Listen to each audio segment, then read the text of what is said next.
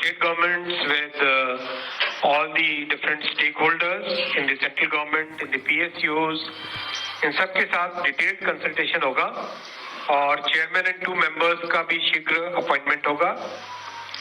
एक तरीके से एक बहुत बड़ा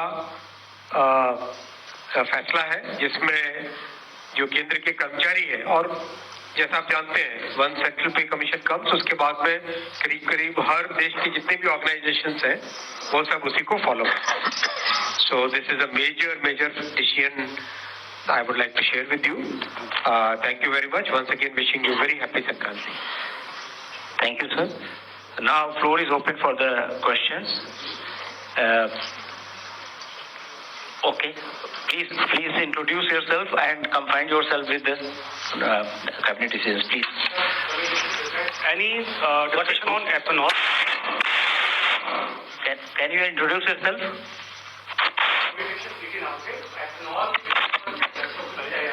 जो चर्चा होती है वो मैं आपके सामने रखता ही हूँ हमेशा। नेक्स्ट सर संजय शर्मा इससे फायदा होगा। 8वें वेतन आयोग बहुत बड़ा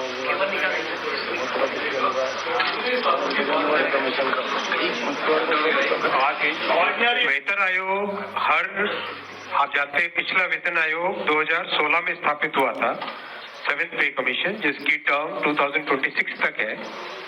तो वेल बिफोर 2026 इसकी रिकमेंडेशंस आके सो दैट 2026 में इसको लागू किया जा सके, इस हिसाब से आज ये फैसला है। करीब एग्जैक्ट नंबर्स आपको दे दें, करीब 50 लाख के आसपास है टोटल एम्प्लॉइज। सर ये जो 2 नंबर कर्मचारियों के लिए जो 8वें वेतन आयोग की घोषणा की गई, में नहीं था फैसला, लेकिन आपकी जानकारी के लिए रखना चाहता हूं। माननीय प्रधानमंत्री जी ने केंद्र सरकार के सभी कर्मचारियों के लिए एक सेंट्रल पे कमीशन को मंजूरी दे दी। एक सेंट्रल पे कमीशन आप सब जानते हैं 1947 से अब तक 7 पे कमीशन हुए हैं, और प्रधानमंत्री जी ने एक रेगुलर रिदम के साथ पे कमीशन बनाने का जो एक संकल्प लिया है, उसके हिसाब से 2016 में लास्ट पे कमीशन 7th पे कमीशन स्टार्ट हुआ था। तो 2026 में इसका टर्म कंप्लीट होता है। उससे वेल बिफोर 2025 में 8 पे कमीशन स्टैब्लिश करने से sufficient time मिलेगा so that the recommendations can be received well before the completion of the period of 7th pay commission. जैसा आप जानते हैं इसमें massive consultation होगा with the state governments, with all the different stakeholders in the central government, in the PSUs, इन सब के साथ detailed consultation होगा और चेयरमैन एंड 2 मेंबर्स का भी शीघ्र अपॉइंटमेंट होगा। एक तरीके से एक बहुत बड़ा फैसला है जिसमें जो केंद्र के कर्मचारी है, और जैसा आप जानते हैं वन सेंट्रल पे कमीशन कम्स, उसके बाद में करीब करीब हर देश की जितने भी ऑर्गेनाइजेशंस हैं वो सब उसी को फॉलो करें। So this is a major decision I would like to share with you. Thank you very much. Once again, wishing you very happy Sankranti. Thank you, sir. Now, floor is open for the questions. Okay. Please introduce yourself and confine yourself with the cabinet decisions, please. Any discussion on ethanol?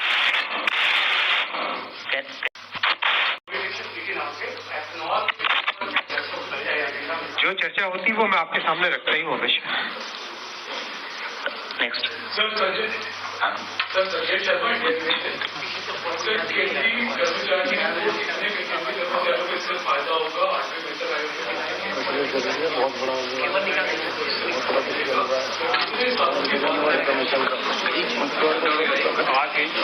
वेतन आयोग आप जानते हैं पिछला वेतन आयोग 2016 में स्थापित हुआ था, 7th पे कमीशन, जिसकी टर्म 2026 तक है।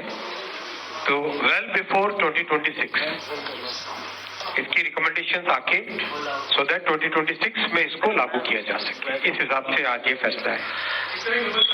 करीब एग्जैक्ट नंबर्स आपको दे दें, करीब 50 लाख के आसपास है टोटल एम्प्लॉइज। सर ये जो 2 नंबर के कर्मचारियों के लिए जो 8वें वेतन आयोग की घोषणा की गई, में नहीं था फैसला, लेकिन आपकी जानकारी के लिए रखना चाहता हूं। माननीय प्रधानमंत्री जी ने केंद्र सरकार के सभी कर्मचारियों के लिए एक सेंट्रल पे कमीशन को मंजूरी दे दी है। एक सेंट्रल पे कमीशन आप सब जानते हैं 1947 से अब तक 7 पे कमीशन हुए हैं और प्रधानमंत्री जी ने एक रेगुलर रिदम के साथ पे कमीशन बनाने का जो एक संकल्प लिया है, उसके हिसाब से 2016 में लास्ट पे कमीशन। तो देखिए साथियों, आपने सुन ही लिया है कि जो रेल मंत्री जो अश्विनी वैष्णव जी है, उन्होंने कह दिया है कि जो मंत्री जी ने ये पे कमीशन के लिए इसे अप्रूवल दे दिया है, मंजूर हो गया है दोस्तों। तो जल्द ही 2026 में इसे लागू किया जाएगा और जो फिटमेंट फैक्टर निकल कर आएगा वो भी जल्द ही पता चल जाएगा। जो अभी वित्त मंत्री जो है अपने निर्मला सीतारमण बजट सादर करेगी, जो रखेगी दोस्तों, तब उसमें इसके बारे में डिस्कस करने वाली है। और अभी उससे पहले ही रेल मंत्री ने जो है इन्फॉर्मेशन दे दी है। तो आप निश्चिंत रहिए और अपनी जो है दोस्तों कुछ प्लानिंग है उस हिसाब से रख सकते हो। देखिए ये इन्फॉर्मेशन आपको कैसी लगी हमें कमेंट बॉक्स में ज़रूर बताइए और फिटमेंट फैक्टर क्या निकल कर आना चाहिए वो भी कमेंट बॉक्स में बताइए दोस्तों। आपको कितना फिटमेंट फैक्टर होना चाहिए आपके हिसाब से, और अगर इससे रिलेटेड कोई भी इन्फॉर्मेशन आती है तो सबसे पहले हम देने का प्रयास करेंगे। इसलिए आप हमारे चैनल से जुड़े रहिए और सब्सक्राइब करके रखिए ताकि कोई भी नई अपडेट आती है तो सबसे पहले आपके पास नोटिफिकेशन के द्वारा आ जाए। तो मिलते हैं ऐसे न्यू अपडेट के साथ। Thank you.